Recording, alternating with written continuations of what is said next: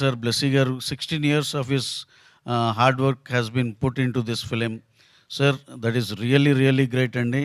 And at least for you, this film has to become a big, big blockbuster.